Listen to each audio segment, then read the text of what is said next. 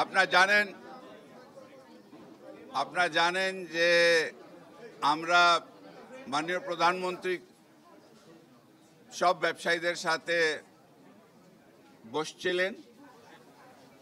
সেদিন উনি বলেছিলেন যে ব্যবসায়ীদের যে সমস্যাগুলি হচ্ছে সেটা সম্বন্ধে সেদিনই উনি অ্যানাউন্স করেছিলেন যে আমরা যত তাড়াতাড়ি সম্ভব নর্মালসিটা ফেরত নিয়ে আসতে চাই এবং ব্যবসায়ীদের যে সমস্যাগুলি আছে সেটা আমরা সমাধান করতে চাই। উনি আমাকে নির্দেশ দিয়েছিলেন যে উনি বলেছিলেন যে তুমি ব্যবসায়ীদের সাথে বসো এবং ওনাদের কী সমস্যা আছে সেটা শুনে তারপর আমরা কিভাবে সমাধান করতে পারি সেটা নিয়ে আমরা কাজ করব। তো আজকে সেটাই আমি সব ব্যবসায়ীদেরকে আমরা আজকে দাওয়াত দিয়েছিলাম। প্রত্যেকটা সেক্টর থেকে এসছেন। আমাদের খুবই ভালোভাবে খোলামেলা আমরা আলাপ করেছি। ওনাদের সমস্যাগুলি ওনারা আমাদেরকে জানিয়েছেন। ওনাদের থেকে আমরা কিছু কিছু খুব ভালো সাজেশনগুলিও পেয়েছি এবং আমরা সেগুলি নিয়ে আমরা এখন যে আজকে সিদ্ধান্ত নিয়েছি, আমরা বেসিক্যালি ওনাদের যে সমস্যাগুলি আমরা দেখেছি, আমরা ধরেন 5টা সেক্টরে আমরা 5টা সমস্যাগুলি তারা বলেছে। একটা ওনাদের সমস্যাটা হচ্ছে চিটাগং পোর্টে। তো সেখানে আমরা আজকে তো বড় মিটিং ছিল, পোর্ট রিলেটেড যারা আছে, ফরওয়ার্ডিং এজেন্ট, শিপিং এজেন্ট, তারপর আপনার আরও যারা পোর্টের সাথে সম্পৃক্ত যারা আছেন তাদেরকে নিয়ে শিপিং মিনিস্ট্রিতে শিপিং মিনিস্টারকে নিয়ে এবং সচিবকে নিয়ে এনবিআরকে নিয়ে আমরা একটা মিটিং করব। সেই মিটিংটা আমরা শিপিং মন্ত্রণালয়েও করতে পারি অথবা প্রধানমন্ত্রী দফতরেও করতে পারি, সেটা একটা মিটিং হবে। এটা হলো এক। দ্বিতীয়টা হলো ওনাদের সমস্যাটা আছে আপনার এনবিআরের সাথে তাদের অনেকগুলি প্রবলেম আছে যেটা তারা আমাদেরকে জানিয়েছে। তো আমরা এনবিআরকে নিয়েও আমরা কিন্তু একটা মিটিং করব। এটাও আপনারা জানেন মাননীয় প্রধানমন্ত্রী নিজেই বলেছিলেন বাজেটের পরে, যখন অনেক সময় বাজেটে অনেক কিছু এসছে যেটা ব্যবসায়ীরা রেজ করেছিলেন, মাননীয় প্রধানমন্ত্রী বলেছেন বাজেটের পরেও এটা এসআরও দিয়ে এটা সমস্যাগুলি সমাধান করা যায়। আমরা পরীক্ষা নিরীক্ষা করে যদি দেখি যে হ্যাঁ এই সমস্যাটা সমাধান করা প্রয়োজন, তাহলে সেটাও সেকেন্ড একটা মিটিং আমরা করতে চাই। তৃতীয়, আমরা একটা মিটিং করতে চাই বাংলাদেশ ব্যাংকের সাথে। ওনাদের ব্যাংকের আর অর্থ মন্ত্রণালয় ব্যাংকিংয়ের অনেক সমস্যা সম্বন্ধে তারা আমাদেরকে বলেছেন। তো সেটাও আমরা সেপারেট একটা মিটিং বাংলাদেশ ব্যাংক অর্থ মন্ত্রণালয়ের সাথে আমরা করব। তারপর তারা বলেছে আইসিটি ব্রডব্যান্ড, আপনারা জানেন ইন্টারনেটের সম্বন্ধে তারা কথাটা বলেছেন। তো সেখানে আমাদের আইসিটি প্রতিমন্ত্রী ছিলেন, উনি একটু আগে আমরা অ্যানাউন্স করেছি যে এখন 3টা থেকে আমাদের 4G ব্রডব্যান্ডটা চালু হয়ে যাচ্ছে। এটা আবার আমরা আপগ্রেড করতে পারবো। তো আইসিটি নিয়েও আমাদের কিন্তু বসতে হবে সবার সাথে যারা, এবং আইসিটিতে দুটো জিনিস আছে। আইসিটি একটা আছে যে আপনার জেনারেলি সব ব্যবসাতে কিন্তু এখন ইন্টারনেটের মাধ্যমে, ইন্টারনেট ছাড়া কিন্তু ব্যবসা সম্ভব না এখন। এটা হলো এক। আর এছাড়া হলো আইসিটি ব্যবসায়ী যারা আছে, যারা ধরেন আপনার অনেক নারী উদ্যোক্তারা আছে, ছোট ছোট নারী উদ্যোক্তারা, তারা কিন্তু আপনার ইন্টারনেটের উপরে ডিপেন্ডেন্ট আছে।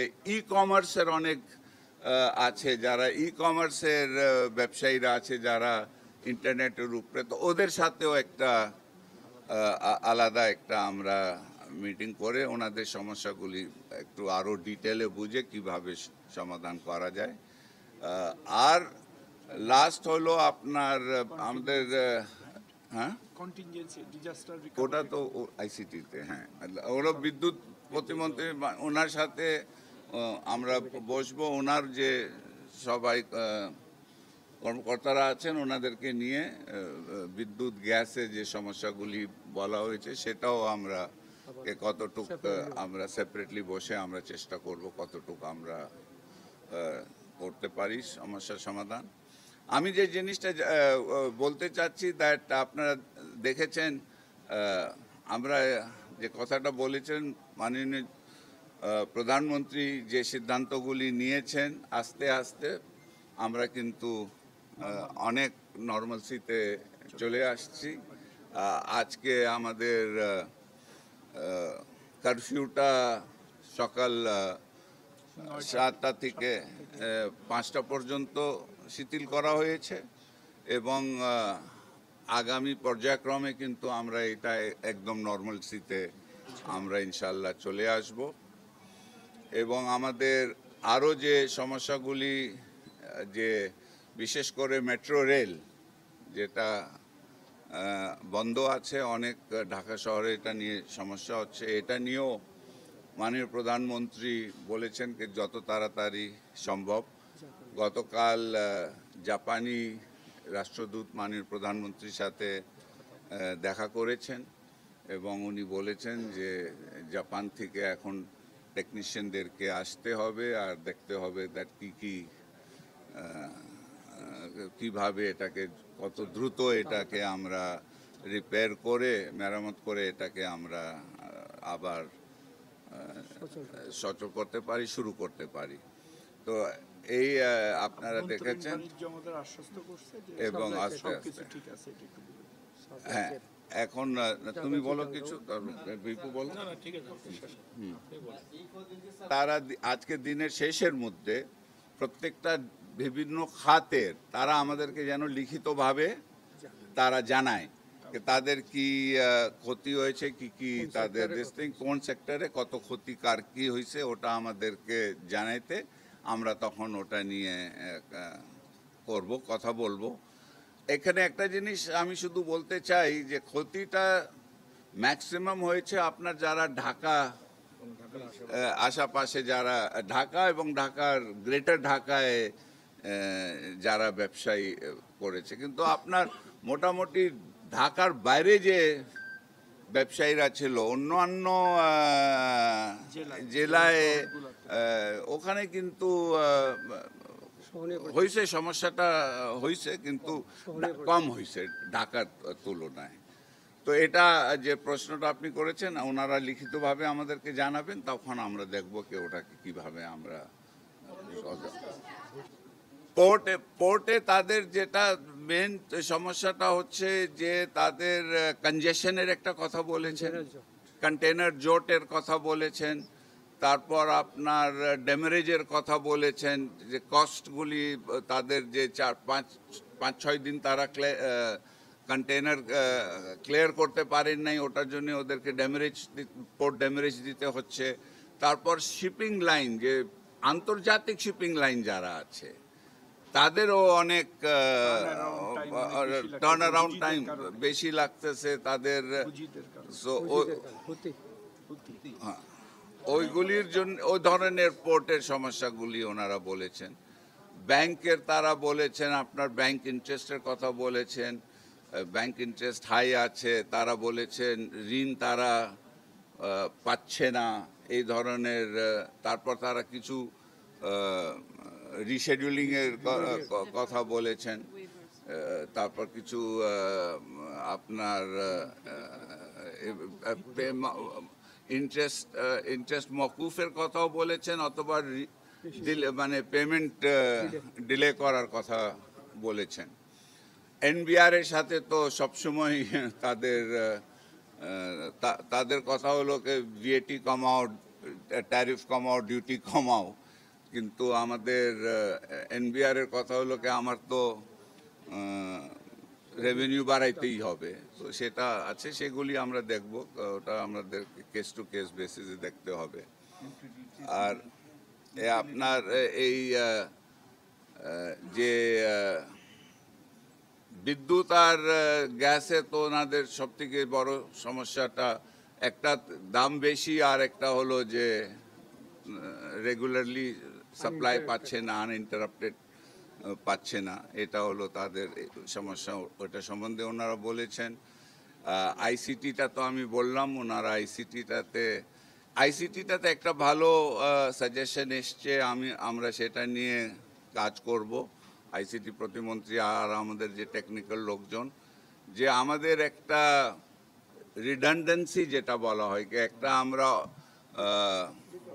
অল্টারনেট একটা বিকল্প একটা সিস্টেম, যেটা যদি আমাদের জেনারেল সিস্টেমটা যদি কোনো সময় নষ্ট হয়ে যায় বা যদি কোনো কারণে বন্ধ হয়ে যায়, তাহলে আমাদের একটা স্ট্যান্ড বাই সিস্টেম ব্যবসায়ীদের জন্য, যেন ব্যবসাটা স্মুথ থাকে, এফেক্টেড না হয়, ওই ধরনের সিস্টেম, নিজস্ব একটা ইন্টারনেট যদি তৈরি করা যায় কিনা, সেটা একটা সাজেশন এসছে। অনেকগুলি ভালো ভালো সাজেশন আমরা আজকে পেয়েছি। আমি মনে করি আরেকটা জিনিস যেটা সব ব্যবসায়ীরা আমাদেরকে জানিয়েছেন, তারা সবাই আমাদেরকে বলেছেন যে যদিও আমাদের এই সমস্যা হয়েছে, এটা খুবই দুঃখজনক একটা ঘটনা আমাদের দেশে ঘটেছে, কিন্তু তারা বলছে এটা আমরা কিন্তু মাননীয় প্রধানমন্ত্রীর নেতৃত্বে এটা আমরা ইনশাল্লাহ আমরা এটা ওভারকাম করতে পারবো। ওনারাও কিন্তু আমাদের সাথে আছেন এবং আমাদেরকে বলেছেন যে সব রকমের সহযোগিতা আমাদেরকে ব্যবসায়ীদের থেকে সরকারকে ওনারা দেবেন। এই হ্যাঁ, কোনটা? হ্যাঁ, ডোমেস্টিক সাপ্লাই চেইন নিয়ে কাজ হয়েছে, ঢাকা চিটাগং রোডের কথা হয়েছে, সবগুলি আজকে খোলামেলা কথা হয়েছে, এমন কোনো সেক্টর নাই যেখানে আমরা কথা বলি না। ওকে, থ্যাংক ইউ ভাই। আমি তো বললাম আপনাদেরকে কি আজকে তো আমরা ফার্স্ট মিটিং করেছি, ইনসেন্টিভ প্যাকেজটা যে দিয়েছিল আপনার স্টাডি করার পরে তো আমরা ওনাদেরকে বলেছি, ওনারা আজকে আমাদেরকে লিখিতভাবে দিবেন, আমরা এটা পরীক্ষা নিরীক্ষা করব, তারপর আমাদের যেটা ভালো হবে সেটা আমরা ব্যবসায়ীদের জন্য, যেটা মাননীয় প্রধানমন্ত্রী বলে দিয়েছেন, আমাকে নির্দেশ দিয়েছেন, উনি বলেছেন যে আপনি সব ব্যবসায়ীদের সাথে বসে ওনাদের সমস্যা সম্বন্ধে জেনে আমরা কিন্তু সরকার তরফ থেকে আমরা ডেফিনেটলি ব্যবসায়ী, যে ঠিক যেমনি ব্যবসায়ীরা আমাদের পাশে দাঁড়াইছেন, আমরাও কিন্তু ব্যবসায়ীর পাশে দাঁড়াবো, ওনাদের যা যা সমস্যা আছে তা আমরা সমাধান করব। ওকে, থ্যাংক ইউ। এটা হলো আমাদের একটা সমস্যাটা হয়েছে, বিশ্বে কে কি বিশ্বাস করবে না করবে, আপনি যেভাবে আমাদের সম্বন্ধে আপনার গুজব আর যে মিথ্যা কথাগুলি যেটা আপনার সোশ্যাল মিডিয়াতে আর বাইরের যে মিডিয়াতে দেখা, এটা আমার ডেফিনেটলি এটা আমরা কিন্তু আমি এর আগেও বলেছি যে আমাদের বাইরে একটা ইমেজ নিয়ে যে আমাদের সমস্যাটা হয়েছে, এটাকে আমাদের রিপেয়ার করতে হবে এবং এটার জন্য আমরা এই সব থেকে গুরুত্বপূর্ণ কাজ যেটা হইল, আমরা যাই করি না করি, প্রথম হলো আমাদেরকে নর্মালসিটা ফেরত আনতে হবে। যখন সবাই দেখবে কি না এখন বাংলাদেশে সব কিছু নর্মাল হয়ে গেছে, সব কিছু, তখনই অটোমেটিকলি আপনি যেটা বলেছেন, আমার এই ড্যামেজটা অনেকটা রিকভার হয়ে যাবে। তো আমরা এখন যেটা আমরা কাজ করতেছি, আমরা নর্মালসিটা নিয়ে আসতে চাচ্ছি। যে কথাটা বলেছি, আপনার কারফিউটা শিথিল করাটা আমরা অনেক বেড়ে গেছে আমাদের এখন। আপনার কিন্তু ডোমেস্টিক উৎপাদন আর আপনার পরিবহন এগুলি সব কিন্তু নর্মাল ছিল, এখন নর্মাল হয়ে গেছে। চিটাগং পোর্টও কনজেশন যদিও হয়ে থাকে, কিন্তু পোর্টটা কোনোদিন বন্ধ হয় নাই, কনজেশনটা বেড়েছিল। তো ওটা এখন আমরা আরও ওটাকে নর্মালসিতে নিয়ে আসছি। আর যেটা বললাম যে আপনার 4G ব্রডব্যান্ডটা আপনার যখন আজকে থেকে 3টা থেকে যখন শুরু হয়ে যাবে, তখন আপনার আপনার আন্তর্জাতিকের সাথে যে আমাদের সংযোগটা আরো ইমপ্রুভ করে যাবে, বেড়ে যাবে। চলেন, থ্যাংক ইউ।